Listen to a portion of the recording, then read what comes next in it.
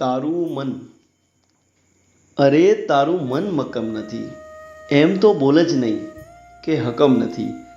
થાય તું અળગો, અરે થાય તું અળગો, એવડા તો મોટા કંઈ તારા જખમ નથી.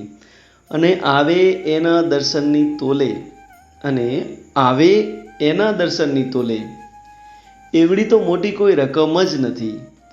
છોડ વિરક્તિ, કર માની ભક્તિ. છોડ વિરક્તિ, કર માની ભક્તિ. છે સાચું સત, છે સાચું સત, ત્યાં કોઈ ભેદભરમ નથી.